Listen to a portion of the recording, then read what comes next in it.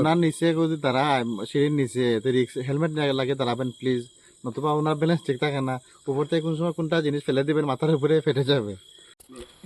একটা 16 কেবি ট্রান্সফরমার।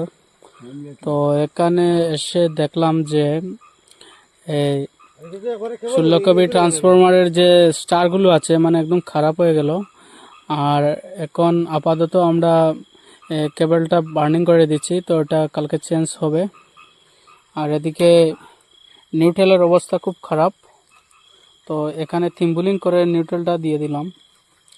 আর আপাতত এখন আমরা স্টারে এই কেবলটা বার্নিং করে দিচ্ছি।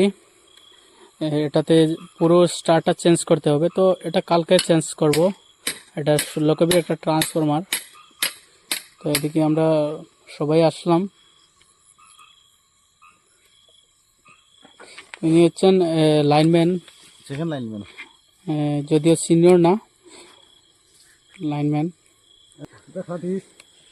খুব শীঘ্রই উনি সিনিয়র হতে যাচ্ছে, মানে প্রমোশন হবে ওনার। উনি পাগল লাইনম্যান হবে। উনি ওনার নিচে যদি তারা সিঁড়ির নিচে হেলমেট লাগে দাঁড়াবেন প্লিজ, নতুবা ওনার ব্যালেন্স ঠিক থাকে না, উপর থেকে কোন সময় কোনটা জিনিস ফেলে দিবেন মাথার উপরে ফেটে যাবে। তো আপাতত এটা আমরা কেবলটা বার্নিং করে দিচ্ছি, ওটা কালকে চেঞ্জ হবে। আর ভিডিওর মধ্যে আসলে কিছু যদি ফানি না হয় তাহলে ভিডিওটা ভালো লাগে না, আর আমাদের কাজগুলো মানে আগায় না। তো আমরা কাজের সাথে সাথে কিছু মজা করে নেই। আর ইনি হচ্ছেন আমাদের সিনিয়র লাইনম্যান মিস্টার হানিফা মিয়া। উনি কেবলটা এখন আপাতত বার্নিং করে দিচ্ছে, আর এটা কালকে আমরা এটা পুরো রিপেয়ারিং করব।